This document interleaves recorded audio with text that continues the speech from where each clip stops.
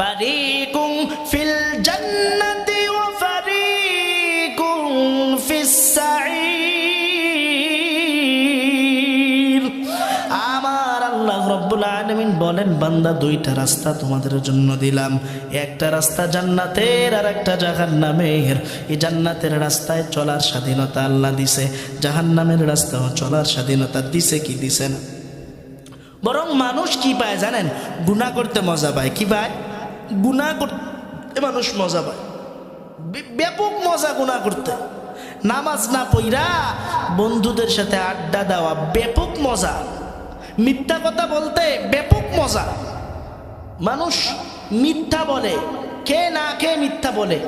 মানুষ কি বুঝে না যে আল্লাহ বলেন যে একটা মিথ্যা কথা বলার শাস্তি কম পক্ষে ৭,০০০ বছর জাহান্নাম। কয় হাজার বছর বাঁচবেন? কয় হাজার বছর? ৬০, ৭০? আপনি সভাপতি সাহেব বয়স কত? ৬৫। আল্লাহ রব্বুল আলামিন দীর্ঘ নেক হায়াত দারাজ করেন, বলেন আমিন। কিন্তু ৮০-র উপরে কই এখন তো দেখি না বেশি বাঁচা যায়। কিন্তু মানুষ মিথ্যার মধ্যে পতিত, মিথ্যার মধ্যে পতিত। আপনাদেরকে চমৎকার একটা হাদিস শোনাই, শুনবেন তো? ভালো লাগতেছে ভাইরা আমার? একজন আনসারি সাহাবী নতুন মুসলমান হয়েছে। কি হয়েছে বলেন? নতুন মুসলমান হয়েছে। আল্লাহ নবীর কাছে এসে বলতেছে, নবী গো, আমি নতুন মুসলমান হয়েছি, কিন্তু আপনি যা বলবেন আমি তাই শুনবো। ৪টা গুনাহ বাদে। কয়টা গুনাহ? ৪টা গুনাহ আমাকে করতে দিতে হবে। এই ৪টা বাদে যা বলবেন আমি তাই শুনবো। নবী বলেন, তুমি আগে ওই ৪টার কথা বলো। ৪টার কথা বলো। কি ৪টা গুনাহ? বলে, ইয়া রাসূলুল্লাহ, ইয়া হাবিবাল্লাহ, আমি চুরি করতে বড় বেশি ভালোবাসি। কে? চুরি করতে ভালোবাসি, আমি চুরির গুনাহটা ছাড়তে পারবো না। আল্লাহর নবী বলেন, ঠিক আছে। ২ নাম্বার বলে, নবী গো, আমি জেনা করতে ভালোবাসি, জেনা না করলে আমার একটা রাত ঘুম হয় না, আমাকে জেনা করতে দিতে হবে। বলেন না নাউজুবিল্লাহ। খেয়াল করেন, আমাদের জীবনের সাথে মিলান। বুখারীর বর্ণনায় এসেছে, আল্লাহর নবী বললেন, ও সাহাবী, নতুন মুসলমান হয়েছেন, 2টা গুনার কথা বললেন। 3 নাম্বার কি? বলেন, ইয়া রাসূলুল্লাহ, ইয়া হাবিবাল্লাহ, আমি বড় শরাব খাই, মদ খাইতে ভালোবাসি, এই মদ খাওয়ার গুনাহ আমি ছাড়তে পারবো না। নবী বললেন, 4 নাম্বারটা কি? বললেন, আমি বড্ড মিথ্যা কথা বলি, মিথ্যা কথা ছাড়তে পারবো না। নবী বলেন, ঠিক আছে, তবে আমারও একটা শর্ত আছে, তুমি সব গুনাহ করবা, কিন্তু একটা গুনাহ বাদে। বলেন না সুবহানাল্লাহ। নবী বললেন, একটা গুনাহ বাদে তুমি সব গুনাহ করবা, আমি নবীর কোনো সমস্যা নাই। ওই চোরায় চিন্তা করছে, নবী একটা গুনাহ ছাড়তে বলেছে, আর 3টা তো করতে পারো, আর 3টা করতে পারো। নবী বললেন, তুমি আজকে থেকে মিথ্যা কথা ছেড়ে দিবা। আজকে থেকে কি ছেড়ে দিবা? মিথ্যা কথা ছেড়ে দিবা। ওই আনসারী নতুন সাহাবী চিন্তা করলো, হ্যাঁ ঠিক আছে, মিথ্যা কথা ছেড়ে দেব, কিন্তু আর 3টা তো করতে পারো। কারণ এই 3টা গুনাহ এখন করব নিজের কাছে হালাল মনে কইরা। নবীর কাছে শুনে বাসায় চলে গেছে। লোকজন যা আছে সবাইকে ডাক দিয়া কয়, আজকে রাত্রে বড় দান মারবো, বড় চুরি করব, কারণ নবীর কাছ থেকে পারমিশন নিয়ে আসছি। আজকে রাতে বেশি মদ খাবো, নারীদেরকে খবর দাও, আজকে রাত্রে বেশি জেনা করব, কারণ পারমিশন নিয়ে আসছি। কিন্তু একটা জিনিস বাদে, সেইটা হলো মিথ্যা কথা। এইবার চোরায় রাত্রে লোকজন গুছাইয়া চুরি করতে যাবে, অনেক বড় একটা দান মারবে, মনে করেন এলাকার চেয়ারম্যানের বাড়ি দান মারবে। এইবার ওই চোরায় গেছে চুরি করতে, যাওয়ার পর চুরি করবে, ঢোকার আগে, গেটে ঢোকার আগে চিন্তা করতেছে, আমি যে চুরি করতে আসলাম, যদি আগামীকাল বিশ্বনবী যদি আমার কাছে জিজ্ঞেস করে গতকালকে রাত্রে কি চুরি করছো, যদি এই কথা বলি, আমি যদি বলি না, তাহলে তো মিথ্যা কথা হয়ে যাবে। আর আমি যদি বলি হ্যাঁ, তাহলে তো নবীর সামনে অপমানিত হব। বলেন না সুবহানাল্লাহ। কথা বোঝা যায় আমার? আপনাদেরই তো মানুষ, আমি খুলনার মানুষ। এইবার সোরায় চিন্তা করতেছে কি করা যায়, কি করা যায়।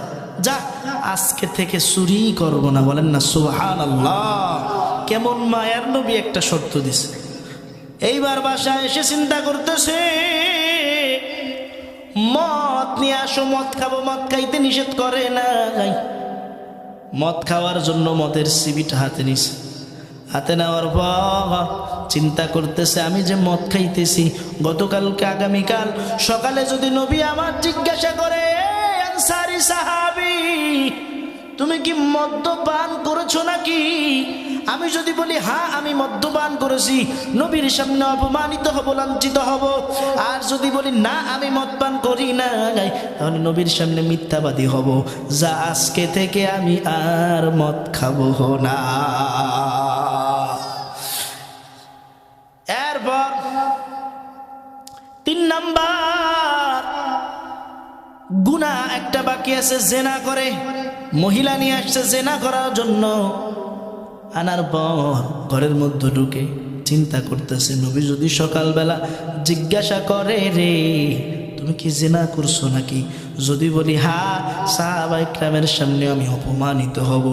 আর যদি বলি না তাহলে আমি মিথ্যাবাদী হব। নবী তো মিথ্যা কথা বলতে নিষেধ করেছে, এই মিথ্যা কথা বলা যাবে না।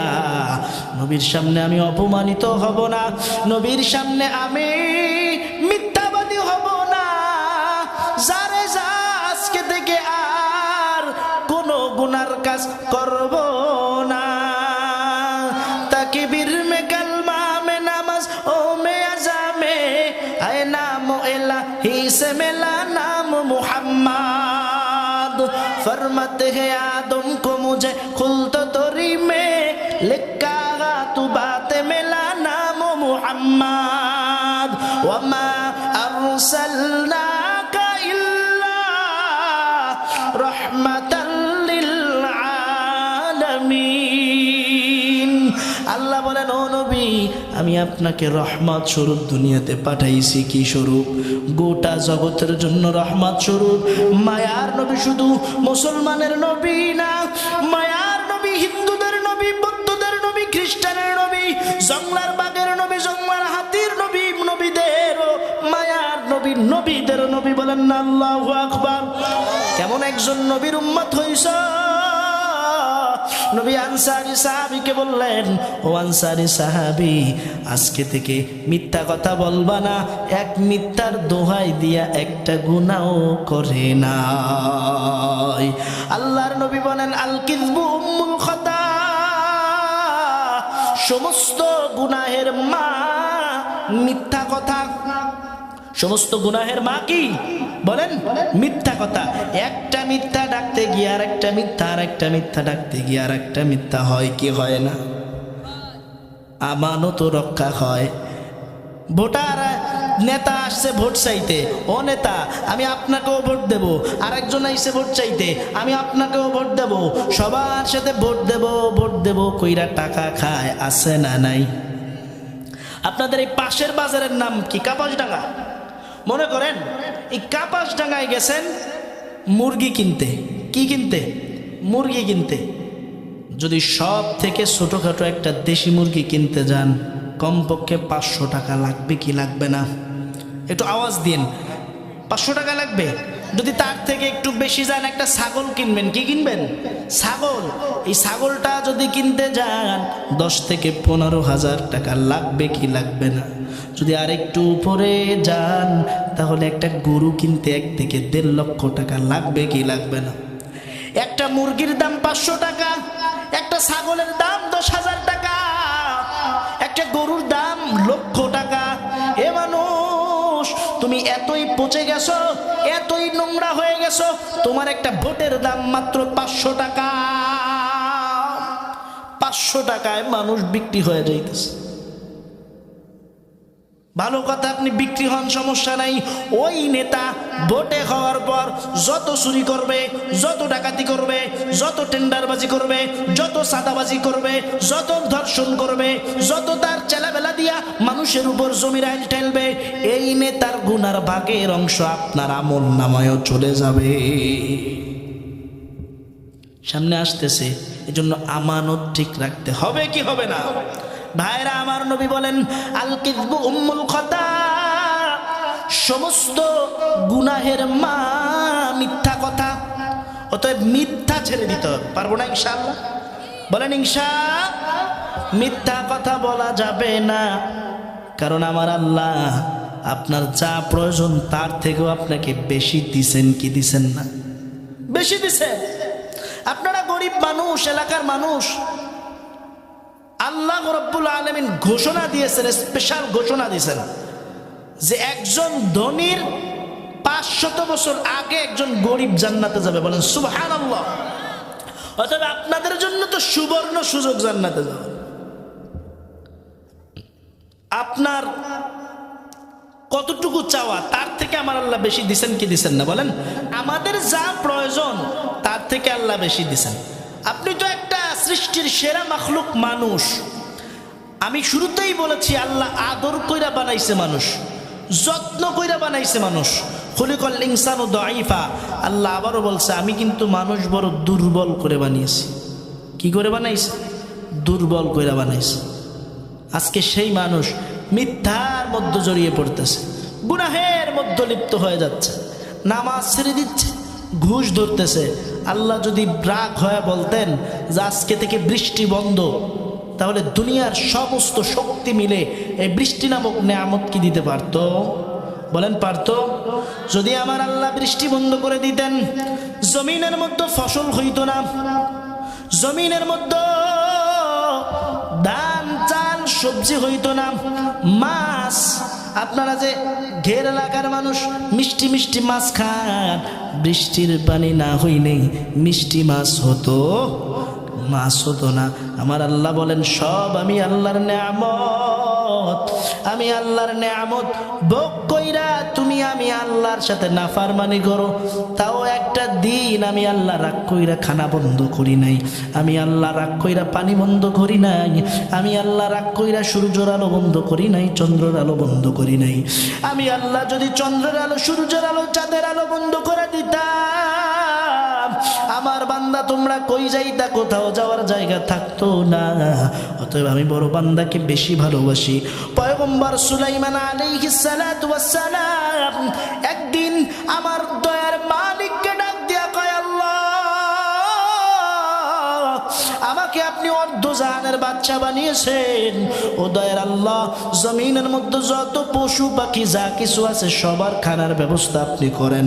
ও আল্লাহ, যেহেতু আমাকে বাদশা বানিয়েছেন, আমি দুনিয়ার অর্ধজাহানের জিন পশু মানুষ যা কিছু আছে সবার খানার ব্যবস্থা করতে চাই। আল্লাহ রাব্বুল আলামিন বলেন, পয়গম্বর ও সুলাইমান, এটা তোমার কাজ নয়, এটা আমি আল্লাহর কাজ, আমি আল্লাহ ছাড়া কেউ পারবে না। পয়গম্বর সুলাইমান নবী আল্লাহর কাছে আকুতি করলেন, মিনতি করলেন, ও দয়ার মালিক আমাকে একটা মাত্র সুযোগ দেন, দেখি আমি একটু ট্রাই করে পারি কিনা। আল্লাহ বলেন, সুলাইমান এটা তোমার কাজ নয়, এটা আমি আল্লাহর কাজ, আল্লাহ ছাড়া কেউ পারবে না। আবার রিকোয়েস্ট করলেন, ও আল্লাহ আমি একটু খানা খাওয়াইতে যাই। আল্লাহ রাব্বুল আলামিন রাজি হয়ে গেলেন, সুলাইমান তুমি একটু ট্রাই করে দেখতে পারো। সুলাইমান নবী জিনের বাচ্চাকে আদেশ দিলেন, জিনের বাচ্চা যাও যাও তুমি সবাইকে দাওয়াত দিয়ে দাও। একটা তারিখ নির্ধারণ করা হলো, অমুক তারিখে জিনদের দাওয়াত, পশু পাখি সবার দাওয়াত, মাছের দাওয়াত, যত প্রাণীকুল আছে সবার দাওয়াত, মানুষের দাওয়াত। সময়টা দেওয়ার পর ওই মানুষদের মধ্য থেকেই, খেয়াল করেন আমার দিকে, সময়টা দেওয়ার পর পয়গম্বর সুলাইমান নবী সময় দিয়ে দিছে, জিনের বাচ্চাকে নির্দেশ দিছে, ও জিনের বাচ্চা বন থেকে বড় বড় গরু ধরে নিয়ে আসো, ছাগল পাখি যা কিছু আছে এনে ফ্রাই রোস্ট করতে লাগো, ভাত যত বড় রান্না করো, কারণ পৃথিবীর সমস্ত মাখলুককে, অর্ধ জাহানের মাখলুককে আমি সুলাইমান খানা খাওয়াইতে চাই। নির্দিষ্ট সেই দিন, নির্দিষ্ট সেই সময়, নির্দিষ্ট সেই ক্ষণ চলে আসলো। দেখবেন এই এরকম একটা যদি মাহফিলের আয়োজন করেন, সভাপতি সাহেবের একটা বক্তব্য থাকে কি থাকে না? বলেন, থাকে কি থাকে না? সভাপতি সাহেব বক্তব্য দিচ্ছে, সাগরের মাঝখান থেকে একটা মাছ ডাক দিয়া কয়, পয়গম্বর বক্তব্য পরে, আমি বড় ক্ষুধার্ত, আগে আমাকে খেতে দাও, না হলে তোমার বক্তব্য দেওয়া চলবে না। বলেন না সুবহানাল্লাহ? আরো জোরে বলেন সুবহানাল্লাহ। পয়গম্বর সুলাইমান নবী বলে, আমি নবী, বেইনসাফি করতে পারি না, মাছ একটু অপেক্ষা করো, তোমাকে খাবার দেওয়া হবে। মাছ ডাক দিয়া কয়, পয়গম্বর আমি মাছ যদি খানা না পেয়ে মারা যায়, আল্লাহর কাছে তোমাকে দায়ী করব। কিয়ামতের ময়দানে আল্লাহর সামনে কি জবাব দিবা? মাছের এই অনুরোধ আর জোর দেখিয়া পয়গম্বর সুলাইমান নবী বললেন, ও জিন, যাও না, মাছের গালের মধ্যে খাবার দিতে আরম্ভ করো। মাছের শর্ত ছিল, পয়গম্বর আমি হা করে থাকবো, যতক্ষণ হা বন্ধ না করব ততক্ষণ পর্যন্ত আমার গালের মধ্যে খানা দিতে থাকবা। বলেন আল্লাহু আকবার। আল্লাহর কি কারিশমা! মাছ হা করে আছে, জিনের বাচ্চা মাছের গালের মধ্যে খাবার দিতে আরম্ভ করেছে। খাবার দিতে দিতে দিতে দিতে পশু পাখি মানব জাতির জন্য যত খাবার রান্না করা হয়েছিল, এক মাছ সব খেয়ে ফেলছে। সব যখন শেষ হয়ে গেছে, পয়গম্বর সুলাইমান আল্লাহর দরবারে সেজদায় পড়ে গেছে। দয়ার মালিক, খাবার দেওয়া সমস্ত মাখলুকের তোমার কাজ, আমি সুলাইমানের কাজ না। মাছ ডাক দিয়া কয়, ও সুলাইমান, সেজদা থেকে মাথা উঠাও, আমার খা কিন্তু এখনো বন্ধ হয় নাই। বলেন না সুবহানাল্লাহ? কারণ হাত বন্ধ হবে তখন আমার আল্লাহ প্রতিদিন প্রতিদিন আমাকে 3 লোকমা খানা খাওয়ায়। যতক্ষণ পর্যন্ত খানা খাইলাম, আমার পেটের এক কোনায় 1 লোকমা খানা হয়েছে, আমার পেট তো এখনো ভরে নাই। সুলাইমান নবী আবার আবার সেজদায় পড়ে গেছে। ও দয়ার মালিক, তোমার শুকরিয়া আদায় করে শেষ করতে পারবো না, আমি সুলাইমানের কাজ না, এটা তোমার কাজ। আল্লাহ বলেন, সুলাইমান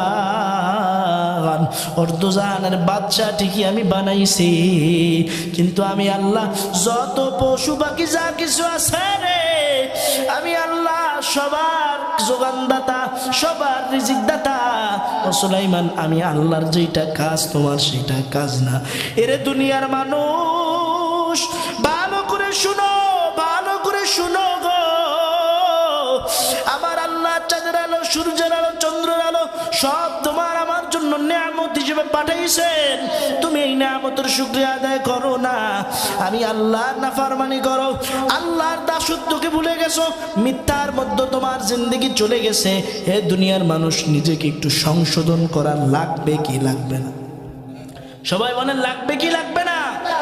নিজের আত্মার খোরাক লাগবে কি লাগবে না? জন্য আল্লাহ বলেন, আমার রিজিক, আমার নিয়ামতের শুকরিয়া আদায় করো। তুমি যে দৈনন্দিন জীবনে তুমি যে প্রতিটা সেকেন্ডে নিঃশ্বাস নিতেছো, এই একটা নিঃশ্বাস যদি পাম্প করে বন্ধ হয়ে যেত, তুমি মানুষ জায়গায় শেষ হয়ে যাইতা। আমি আল্লাহ তোমাকে যে অক্সিজেন নামক নিয়ামত দান করেছি, এই অক্সিজেন নামক নিয়ামত যদি একবার বন্ধ করে দেয়, তাহলে কোটি টাকা খরচ করেও তুমি অক্সিজেন নামক নিয়ামত পাবা। জোরে বলেন, পাবা। এজন্য মালিকের শুকরিয়া আদায় করা লাগবে কি লাগবে না? আমার আল্লাহ রাব্বুল আলামিন বলেন, আফা হাসিবতুম আন্নামা খালাকনাকুম আবাসা।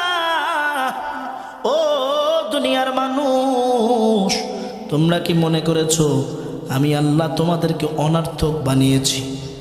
তোমরা কি মনে করছো আমি আল্লাহ তোমাদেরকে অনর্থক এমনে এমনে বানিয়েছি? বরং আমি আল্লাহর কাছে তোমাদেরকে ফিরে আসতেই হবে। আল্লাহর কাছে কি করতে হবে? আমার দিক খেয়াল করেন, আল্লাহর কাছে কি করতে হবে? শেষ করে দিব? শেষ চলবে? থাকবেন তো? তাহলে আমার দিকে মনোযোগ দেন। আল্লাহ রাব্বুল আলামিন বলেন, আমি দুনিয়ার মানুষদেরকে অনার্থ এমনে এমনে বানাই নাই। আমি আল্লাহর উদ্দেশ্য আছে। আমি আল্লাহর উদ্দেশ্য কি?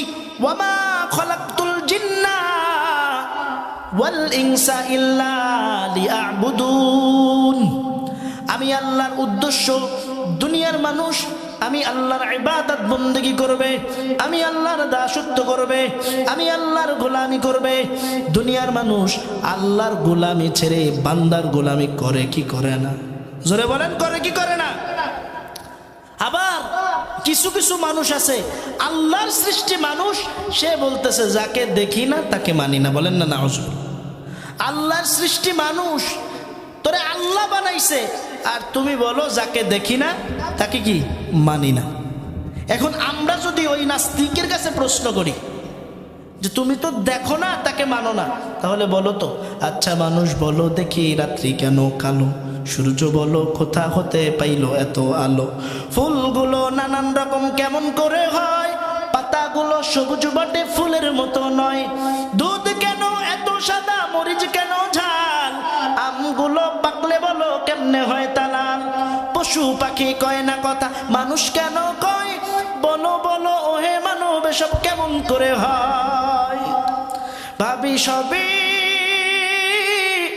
মহান প্রভুর দান, ওহে মুসলমান, দিনগুলো সব একই রকম, পার্থক্য নয় মোটে, তবে সাদা কালো বাচ্চাগুলো কেমন করে ফোটে।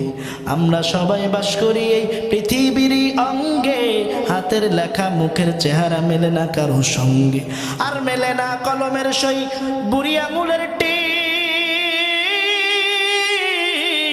ওরে প্রমাণ হলো মহান আল্লাহ আছেন একজন ঠিক।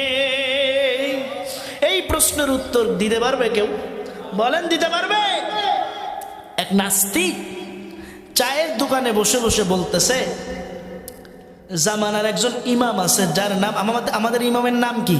ইমাম আবু হানিফা রহমতুল্লাহি আলাইহি। খেয়াল করেন, আল্লাহর পরিচয় নিয়ে যারা সন্দিহান তাদেরকে জবাবগুলা দিয়ে দিবেন। দেখবেন নাস্তিক চায়ের দোকানে এখানে সেখানে বলতেছে যে আল্লাহকে দেখা যায় না, যাকে দেখি না তাকে মানি না। বলেন না নাউজুবিল্লাহ। আল্লাহর অস্তিত্বকে অস্বীকার করে। এই কথাটা ইমামে আজম আবু হানিফার কাছে চলে গেছে। আবু হানিফা বুজুর্গ মানুষ, আল্লাহওয়ালা মানুষ, তিনি বলতেছে কি স্পর্ধা যে যাকে দেখে না তাকে মানে না, আল্লাহর সৃষ্টি আল্লাহকে মানে না, এই লোকের সাথে বাহাসের ব্যবস্থা করো। বলেন না সুবহানাল্লাহ। এর সাথে বাহাস হবে। আল্লাহ আছেন, আমি এই পক্ষে থাকবো, আর আল্লাহ যে নাই, আল্লাহ অস্বীকার করতেছে, ওর পক্ষে থাকবে। বাহাসের ব্যবস্থা হয়ে গেল, বাহাসের জন্য দিনক্ষণ হয়ে গেল। নাস্তিক ইমামে আজমের সাথে কথা বললেন, ইমামে আজম বললেন অমুক দিন অমুক সময় অমুক জায়গায় তোমার সাথে বাহাস হবে। এলাকার মানুষ স্বতঃস্ফূর্তভাবে বাহাসে অংশগ্রহণ করলেন। বাহাসের সময় চলে আসলো। সময় আসার পর ধরেন সকাল 10টায় বাহাসের সময় দেওয়া হয়েছে। নাস্তিকও হাজির, এলাকার এই মানুষজন যা আছে সব কিছু হাজির হয়ে গেছে। হাজির হয়ে 10টায় টাইম, কিন্তু ইমামে আজম তো আসে না। ইমামে আজম কি আসে না, তার খবর নাই। 1 ঘন্টা 2 ঘন্টা 3 ঘন্টা লেট হয়ে গেছে। 12টা 1টার সময় ইমামে আজম এসে হাজির হয়েছে। নাস্তিক ডাক দিয়া কয়, দেখছো নি ইমামে আজম জামানার এত বড় বুজুর্গ, সে লেট করে আসছে। ইমামে আজম ডাক দিয়া কয়, ভাই আমার আসলে একটা কাজ, একটা জিনিসের উপর আমি বেঁধে গেছিলাম, এজন্য আসতে পারি নাই। আমি বললে কি তুমি বিশ্বাস করবা? বলে হ্যাঁ, কেন বিশ্বাস করব না, আপনি এত বড় একজন বুজুর্গ, আপনার কথা তো বিশ্বাস করবই। ইমামে আজম ডাক দিয়া কয়, ও ভাই নাস্তিক, আমি যখন বাসা থেকে আসতেছিলাম, আসার সময় আমার বাসার সামনে একটা নদী দেখা গেছে। নদীটা পার হওয়ার জন্য আমি রওনা করব, কিন্তু নদীতে কোনো নৌকা নাই, নদীতে কিচ্ছু নাই, কিভাবে আমি আসব? হঠাৎ দেখি নদীর পাশ থেকে বড় একটা গাছ এমনে এমনে ভেঙে তক্তা হয়ে গেছে। এমনে এমনে ভেঙে তক্তা হয়ে গেছে। কিছুক্ষণ পরে দেখলাম বড় একটা গাছ, ওইটা তক্তা হওয়ার পর নৌকা হয়ে গেছে। ওই কিছুক্ষণ পরে দেখলাম নৌকা এমনে এমনে চলা আরম্ভ করছে। নাস্তিক ডাক দেয়া কয় এটা কি সম্ভব নাকি? গাছ এমনে এমনে হয়ে গেছে, কোনো কারিগর ছাড়া, কোনো মাঝি ছাড়া নৌকা চলে গেছে।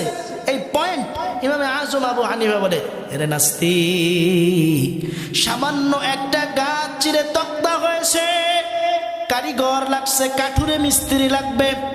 সামান্য একটা নৌকা চালাইতে গেলে মাঝি লাগবে, নৌকা চালাইতে গেলে মাঝি লাগে কি লাগে না? হে নাস্তিক, বলো তো এত বড় আসমান কি এমনে এমনে তৈরি হয়েছে নাকি কোনো কারিগর আছে?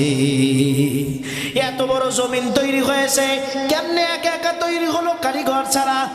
আসমান, জমিন, গাছপালা, তরুলতা, চন্দ্রলতা যা কিছু দেখো আর না দেখো, কোনো কারিগর ছাড়া কেমনে সম্ভব হয়েছে? এই কারিগর হলো আমার আল্লাহ। নাস্তিক এই জবাব পেয়ে সাথে সাথে কালেমা পড়ে মুসলমান হয়ে গেছে। বলেন সুবহানাল্লাহ। অতএব যারা আল্লাহর অস্তিত্বই অস্বীকার করে এরা ভুলের মধ্যে পতিত আছে, ভুল করতেছে। ভুলের মধ্যে থাকা যাবে না। আমার আল্লাহ রব্বুল আলামিন বারবার বারবার বলে, বান্দা গুনাহ কইরো না, গুনাহ কইরো না। আমি আল্লাহ দুনিয়াতে ইবাদতের জন্য পাঠিয়েছি, তোমার বেশি ইবাদতের প্রয়োজন নাই, অল্প আমল করো, এইটাই নাজাতের জন্য যথেষ্ট হবে।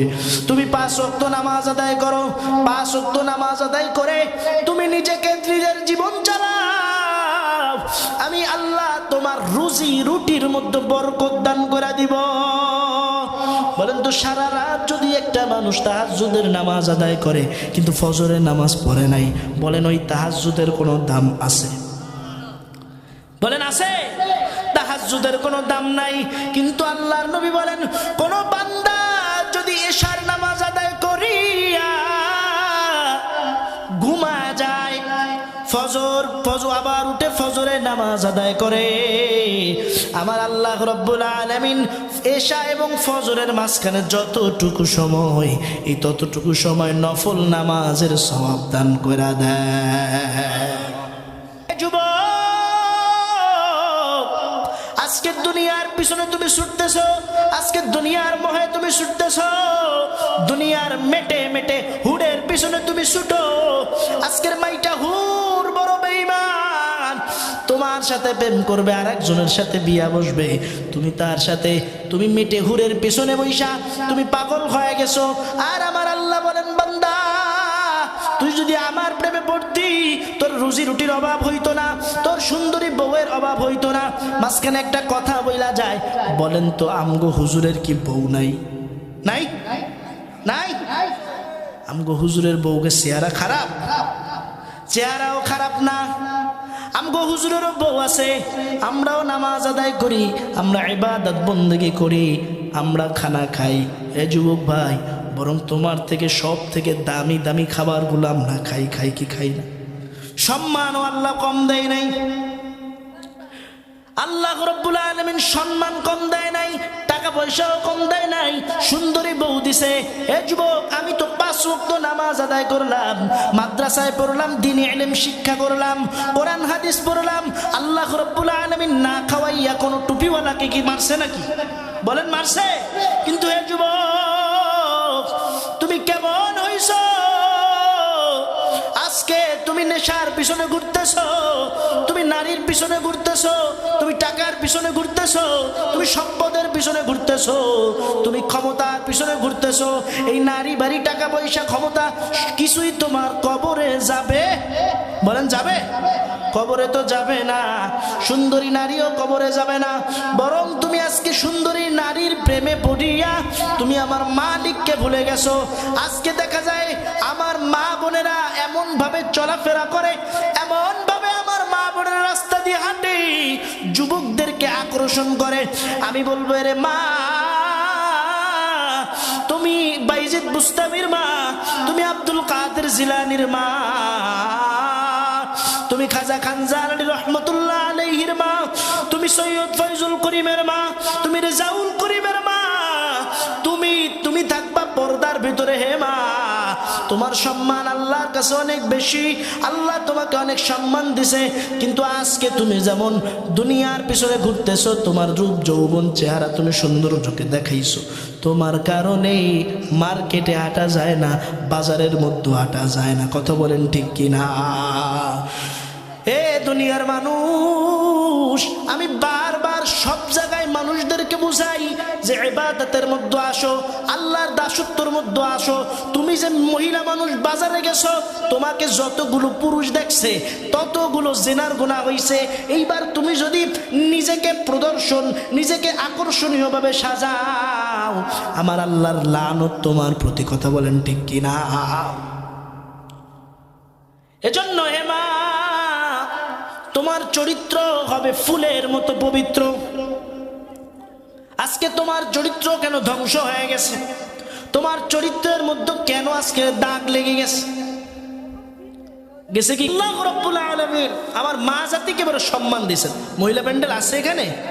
মা বোনরা আছেন? বরং আমি যতদূর জানি মা বোনরা আরো বেশি হয়। কথা বলেন ঠিক কিনা?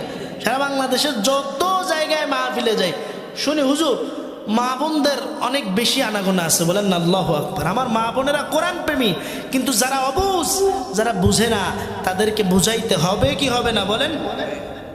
এজন্য দুনিয়াতে যতদিন থাকবেন ইরাদা করবেন, নিয়ত করবেন, দুনিয়াতে যতদিন থাকবেন নেক আমল করবেন। কি আমল?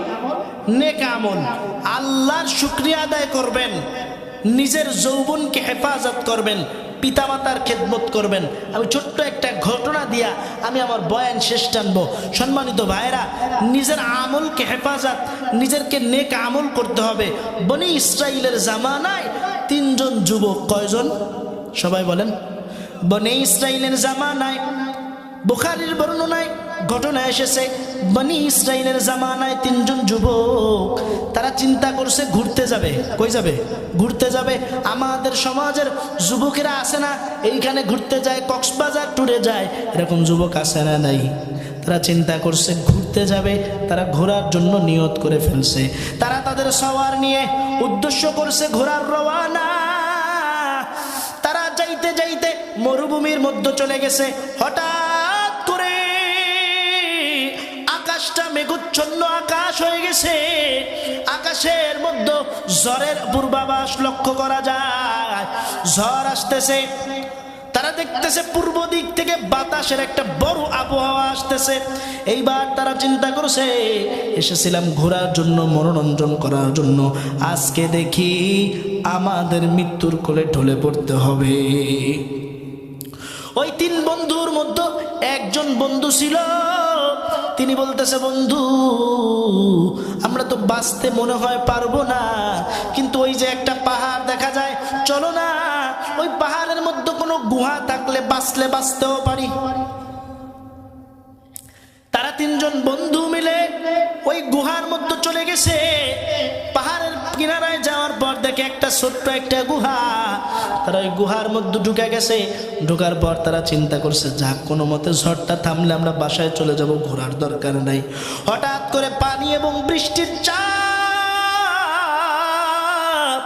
পানি এবং বৃষ্টির চাপে একটা পাথর এসে ওই গুহার মুখটা বন্ধ করে দিছে।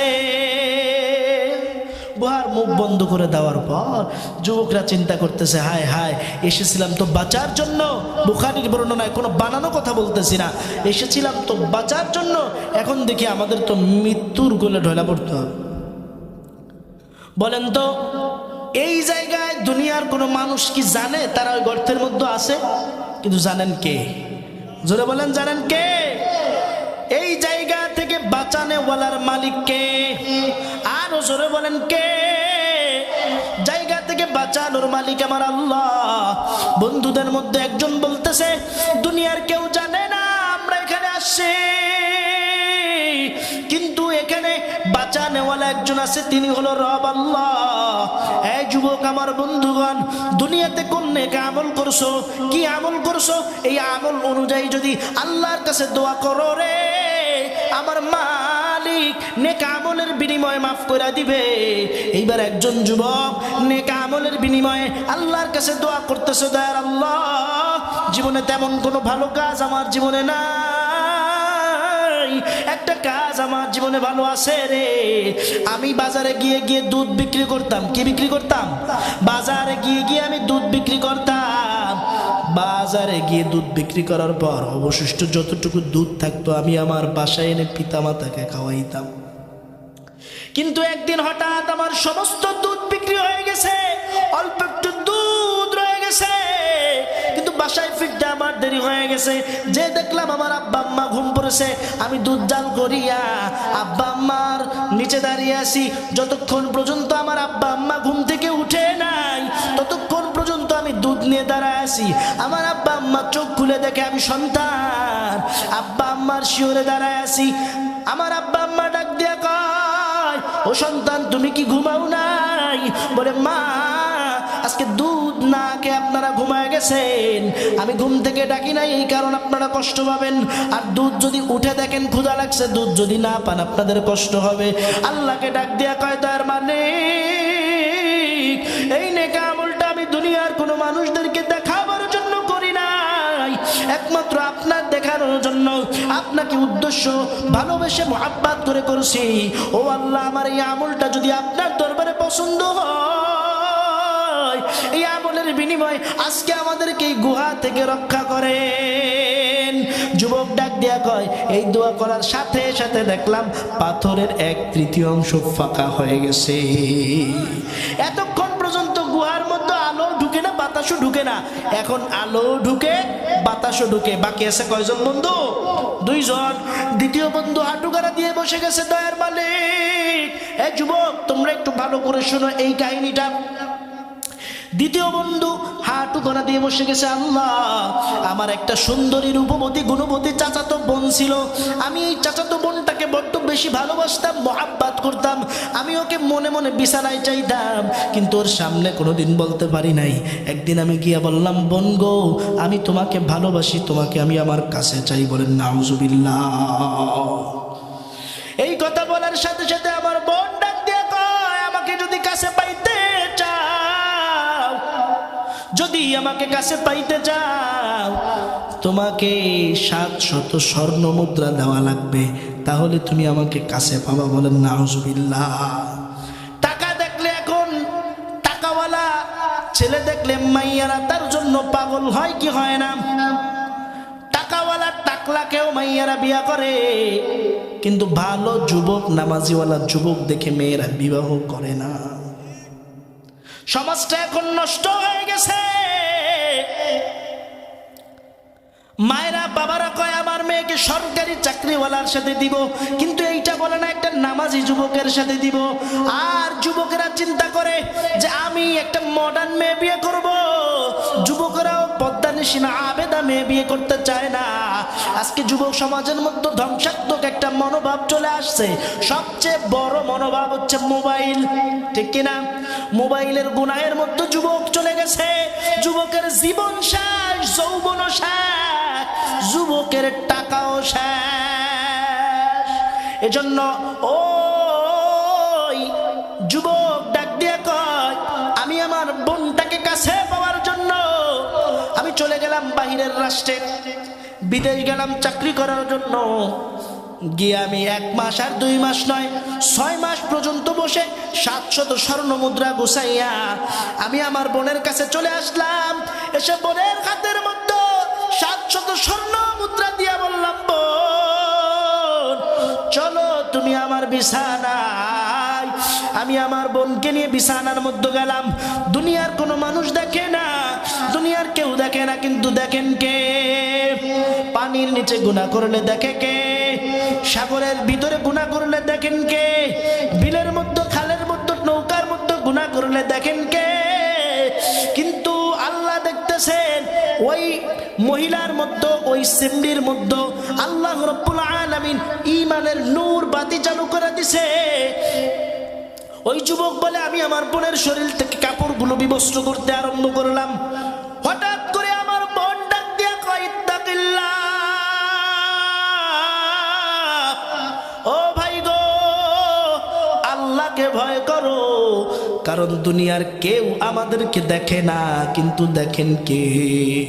ও আল্লাহ, দুনিয়ার কোন যুবক ওই মুহূর্তে ফিরে আসতে পারে না। ও আল্লাহ, আমি একমাত্র আপনার ভয়ে, আপনার মুহাব্বতের কারণে ওই স্থান থেকে আমি ফিরে আসছি। দুনিয়ার কোনো মানুষদেরকে দেখাবার উদ্দেশ্য নয়, দুনিয়ার কোনো মানুষকে খুশি করার জন্য নয়, আপনাকে খুশি করার জন্য আমি আসছি। ও আল্লাহ, আমার এই আমলটা যদি পছন্দ হয়, মেহেরবানি করে এই আমলের উসিলা আপনি আমাকে মাফ করে দেন। সাথে সাথে পাথরের আরেকটু ফাঁকা হয়ে গেছে। এইবার পা থেকে মাজা পর্যন্ত ঢুকে, কিন্তু মাথা বের হয় না। আবার মাথা ঢুকে, মাজা বের হয় না।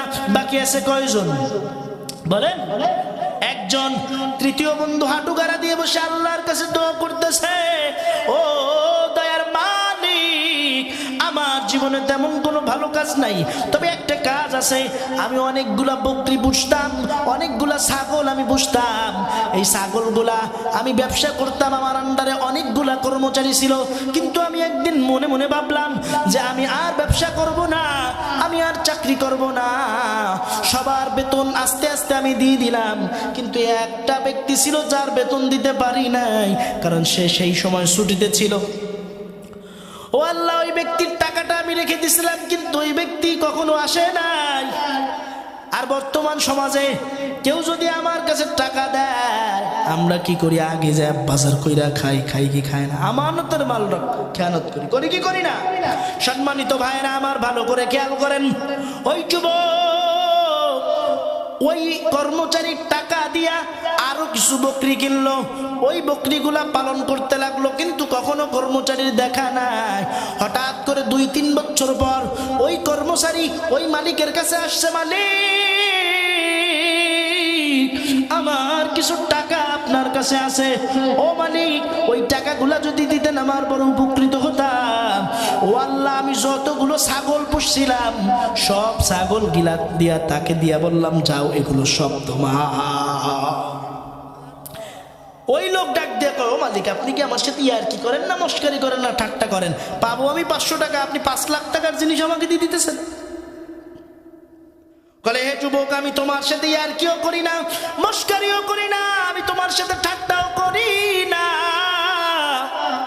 এই সব কিছু তুমি নিয়ে যাও, এই তোমার টাকার ফলাফল। ওই যুবক ছাগলগুলা নিয়ে খুশি হয়ে গেছে। ও আল্লাহ, এই আমলগুলো আমি দুনিয়ার কারো দেখানোর জন্য করি না, একমাত্র আপনাকে রাজি এবং খুশি করার জন্য করছি। ও আল্লাহ, এই আমলগুলা যদি আপনার পছন্দ হয়, এই আমলের উসিলা করে আপনি আমাকে মাফ করে দেন। আল্লাহ রাব্বুল আলামিনের তরফ থেকে ওই যুবকের গুহার মুখ থেকে পাথর সরে গেছে। হে আমার যুবক বৃদ্ধ বাবাজি, ভালো করে শুনেন। এই নেক আমলের বিষয়ে আমরা 3টা জিনিস শিখলাম। 1 নাম্বার, পিতামাতার খেদমত। জোরে বলেন কি? পিতামাতার খেদমত করলে দুনিয়াও শান্তি পাওয়া যাবে, আখিরাতেও শান্তি পাওয়া যাবে কি যাবে না? 2 নাম্বার, নিজের যৌবনের হেফাজত। হে যুবক, তুমি নিজের যৌবনের হেফাজত করো। খাতার নিচে বসে মোবাইল চাপো সারা রাত, দুনিয়ার কেউ দেখে না, দুনিয়ার কেউ তোমাকে নিষেধ করে না, কিন্তু দেখেন কে? আরে যুবক ভাই, এ দুনিয়াতে যদি তোমার মা 1 দিন 2 দিন 3 দিন তোমার অপকর্ম দেখতো, তোমাকে তাড়া দিত, তোমাকে মার দিত, এ দুনিয়ার মানুষ, এলাকার মানুষ যদি তোমার অপকর্মগুলো দেখত, তোমাকে বাড়ি থেকে তাড়ায় দিত, তোমাকে মারতো, এলাকা ছাড়া করে দিত। কিন্তু আমার আল্লাহ তোমার গুনাহ অনবরত দেখতেছে। আমার আল্লাহ গুনাহ দেখতেছে, গুনাহ। আমার আল্লাহ রাগ কইরা জমিন থেকে তোমাকে তাড়ায় দেয় নাই। আমার আল্লাহ বার তোমাকে সুযোগ দেয়। এ যুবক, তুমি ফিরে আসো, এ যুবক, তুমি ফিরে আসো। দিয়া কয়, যুবক ভাই তুমি নামাজে আসো, নামাজে আসো। এ আমার বান্দা যখন ফজরের নামাজে আসো না, আমি আল্লাহ তোমার জন্য অপেক্ষা করতে থাকি। আমার বান্দা বুঝি জোহরের নামাজে আসবে, আমার বান্দা যখন জোহরেও আসে না, ফেরেশতাদেরকে আমার আল্লাহ ডাক দিয়া কয়, ও ফেরেশতা, আমার বান্দার আমলনামায় গুনাহ লাগবে না। আমার বান্দা হয়তো আসরে আসবে, আমার বান্দা যখন আসরে আসে না, আমি বলি ফেরেশতা গুনাহ লাগবে না। আমার বান্দা হয়তো মাগরিবে আসবে, আমার বান্দা যখন মাগরিবেও আসলো না, আমি বলি আমার বান্দা এশায় আসবে। যখন এসে আসলো না, আমি আবার অপেক্ষা করি আমার বান্দা তাহাজ্জুদের মুসল্লায় আসবে। কিন্তু তুমি আসলা না, আমি আল্লাহর নাফরমানির মধ্যে লিপ্ত হয়েছো, আমি আল্লাহর গুনাহের মধ্যে লিপ্ত হয়েছো, জিনার গুনাহের মধ্যে লিপ্ত হয়েছো। এ আমার মা, বেপরদায় চলতেছো, তোমার রূপ যৌবন তোমার স্বামী ছাড়া অন্য পুরুষদেরকে তুমি দেখাও। এ মাগো, তোমার ওই জাহান্নাম কিন্তু বড় ভয়ঙ্কর, ওই জাহান্নামের আগুন সহ্য করতে পারবা না। এরে আমার যুবক বৃদ্ধ বাবাজি, দুনিয়াতে যদি ভালো কাজ না করে যান, দুনিয়াতে যদি আল্লাহ আল্লাহর রাসূলের হুকুম না পালন না করে যান, ওই কবরে আপনারও যাওয়া লাগবে, ওই কবরে আমারও যাওয়া লাগবে। ওই কবর কারো জন্য আপন না, ওই কবর কারো জন্য আপন না।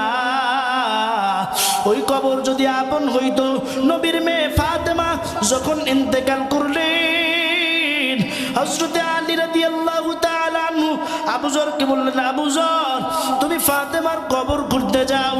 আবু যর যখন ফাতেমার কবর খুঁড়তে গেল, কবরের মাটিকে ডাক দিয়া কয়, কবরের মাটি, তোমার মধ্যে আজকে কাকে রাখবো তুমি জানো? ও কবরের মাটি, খাতুনে জান্নাত, জান্নাতের মহিলাদের সর্দারিনী ফাতেমাকে তোমার মধ্যে রাখবো। খবরদার, খবরদার, কবরের মাটি বেয়াদবি করবা না। কবরের মাটির কোনো জবাব আসে না, লা জবাব। আবার কবরের মাটিকে প্রশ্ন করা হলো, ও কবরের মাটি, তোমার মধ্যে কাকে রাখবো তুমি জানো নি? ও কবরের মাটি, তোমার মধ্যে রাখবো হাসান হোসেনের মা ফাতেমাকে তোমার মধ্যে রাখবো। খবরদার, খবরদার, কবরের মাটি বেয়াদবি করবা না। কবরের মাটির লা জবাব, কোনো জবাব নাই। আবার প্রশ্ন করা হলো, কবরের মাটি, তোমার মধ্যে আজকে কাকে রাখবো জানো? হযরত আলীর স্ত্রীকে তোমার মধ্যে রাখবো। খবরদার, খবরদার, কবরের মাটি বেয়াদবি করবি না। ও কবরের মাটির কোনো জবাব নাই। কবরের মাটি আবার জবাব দিল, ও কবরের মাটি, তোমার মধ্যে আজকে যাকে রাখতে যাচ্ছি তিনি হলেন বিশ্ব নবী জনাবে মুহাম্মদুর রাসূলুল্লাহ সাল্লাল্লাহু আলাইহি ওয়াসাল্লামের কলিজার টুকরা ফাতেমাকে তোমার মধ্যে রাখতে যাচ্ছি। খবরদার, খবরদার, কবর বেয়াদবি করবি না। আল্লাহর তরফ থেকে ওরে কবরের মাটির জবান খুলে গেছে। কবরের মাটি আবু যরকে ডাক দিয়া কয়, রে আবু যর, খবরদার, খবরদার, বেয়াদবি করবি না।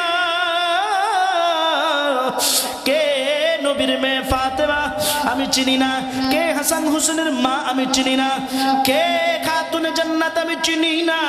আমার মধ্যে যেই ব্যক্তি ভালো আমল নিয়ে আসবে আমি তাকে চিনি, তার জন্য আমি কবর হব জাহান্নামের ঘর, তার জন্য আমি কবর হব জান্নাতের বাগান। আর আমার মধ্যে যদি কেউ খারাপ আমল নিয়ে আসে, আমি কবর তার জন্য হব জান্নাত জাহান্নামের গর্ত। এই যুবক আমার বৃদ্ধ বাবাজি, কি আমল নিয়ে কবরে যাইতেছো? দুনিয়াতে যদি আল্লাহর হুকুম মানিয়া ভালো আমল করিয়া যদি দুনিয়া থেকে বিদায় হও, কবরে যাওয়ার সাথে সাথে প্রথম প্রশ্ন করা হবে, মান রব্বুকা, তোমার রবকে? তুমি বলবা লা আমার রব আমার আল্লাহ। প্রথম প্রশ্ন করবে। দ্বিতীয় প্রশ্ন করবে, মান দীনুকা, তোমার দিন কি? তুমি বলবা আমার দিন আমার ইসলাম। তৃতীয় প্রশ্ন করা হবে, মান নাবিয়ুকা, তোমার নবীকে? তুমি বলবা আমার নবী মুহাম্মাদুর রাসূলুল্লাহ সাল্লাল্লাহু আলাইহি ওয়াসাল্লাম। সাথে সাথে তোমার কবরখানাকে জান্নাতের বাগান বানায় দেওয়া হবে। আর যদি দুনিয়াতে ভালো আমল না কইরা যাও, যদি দুনিয়াতে আল্লাহর হুকুমের অবাধ্য হও, যৌবনের হেফাজত না করো, আল্লাহর নিয়ামতের শুকরিয়া আদায় না করো, তাহলে এই কবরের প্রথম প্রশ্ন করা হবে মান রব্বুকা, তোমার রব কে? তুমি বলবা লা আদরি, আমি জানি না। মান দিনুকা, তোমার দিন কি? তুমি বলবা লা আদরি, আমি জানি না। মান নাবিয়ুকা, তোমার নবী কে? তুমি বলবা আমি জানি না। কবর তোমার জন্য এই প্রশ্নের জবাব দেওয়ার সাথে সাথে কবরের দুই পাশের মাটি এমন জোরে চাপ মারবে, চাপের সাথে পাঁজরের হাড্ডিগুলো চুরমার হয়ে যাবে। ওই কবরের আযাব সহ্য করতে পারবা না। একটা আর দুইটা নয়, কমপক্ষে 99টা সাপ আমায় সবল মারতে থাকবে।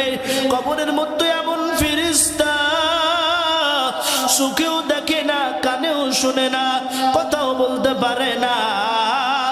ওই ফেরেশতার হাতে এমন গুর্জ থাকবে, ওই গুর্জ দ্বারা এমন আঘাত মারবে, একটা আঘাতের সাথে সাথে 70 গজ মাটির নিচে ঢুকে যাইবা। আবার কবরের থেকে তোমাকে চুল ধরে টেনে উঠাবে।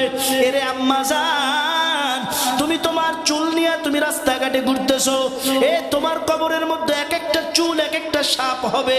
ওই কবরের আযাব সহ্য করতে পারবা না। এজন্য আমি আপনাদেরকে বলি, এই দুনিয়ার মধ্যে যতটুকু গুনাহ করছেন আর করেন নাই, যা গুনাহ করছেন আজকে এই মাহফিল থেকে খাঁটি তওবা করা যাবে নি। লিল্লাহি রাব্বিল আলামিন। ربنا ظلمنا أنفسنا وإن لم تغفر لنا وترحمنا لنكونن من الخاسرين ربنا إننا سمعنا منادئا ينادي للإيمان أن آمنوا بربكم فآمنا ربنا فاغفر لنا ذنوبنا وكفر عنا سيئاتنا وتوفنا مع الأبرار ودير মালিক, গুনার বোঝা মাথায় নিয়ে আপনার দরবারে হাজির। ও আল্লাহ, আমার মতো গুনাহগার এই জমিনে আর কেউ নাই। ও আল্লাহ, আমার মতো জাহান্নামের আসামি এই দুনিয়ার কেউ নাই গো মালিক। গুনার কারণে তারাইয়া দিয়েন না, গুনার কারণে আপনার রহমত থেকে বঞ্চিত কইরেন না। ও আল্লাহ, আপনি যদি তারাইয়া দেন, বলেন আল্লাহ কার কাছে যাব? কে আমাদেরকে মাফ করবে? এত আদর কইরা যত্ন কইরা মানুষ বানাইছে, এই মানুষদেরকে কেমনে আপনি জাহান্নামে জানাবেন? আদর করিয়া মানুষ আল্লাহ বানায়া কেমনে দিবেন জাহান্নামে ফেলিয়া? সকলেরই দরজা হইতে মৌলা ফিরিয়া আপনারা দরজায় রইলাম পড়িয়া। আপনি যদি মাফ না করেন আপনার বান্দারে, বলে না আপনার বান্দা যাইবে কার কাছে তওবা করে আবার তওবা ভাঙ্গিলাম।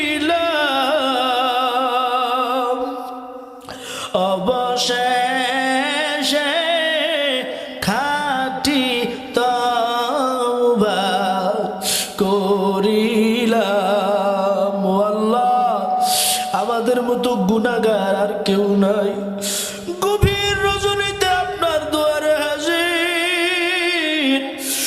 ভিক্ষুক যদি কারো দুয়ারে যায় কেউ তাকে ফিরে দেয় না। ও আল্লাহ, আমরা আপনার রহমতের ভিখারি। ও আল্লাহ, আপনি যদি তাড়াইয়া দেন, আপনি যদি ফিরা দেন, বলেন আল্লাহ কার কাছে যাব? কে আমাদেরকে মাফ করবে? ও আল্লাহ, নিজেদের গুনাহের দিকে যদি তাকাই, ও আল্লাহ লজ্জা হয়, লজ্জা হয়। ও আল্লাহ, আপনি আমাদের গুনাহের দিকে না তাকাইয়া আপনার রহমতের দিকে তাকায়া, ও আল্লাহ আপনি আমাদেরকে মাফ করে দেন। ও দয়ার মালিক, গুনাহ তো জীবনে কম করি নাই, আজকের মাহফিল থেকে তওবা করতেছি, আল্লাহ মাফ করে দেন। আয় আল্লাহ, আমাদেরকে আপনি ক্ষমা করে দেন। ও আল্লাহ, আপনি যদি ক্ষমা না করেন আমরা কোথায় যাব? কার কাছে যাব? কে আমাদেরকে ক্ষমা করবে?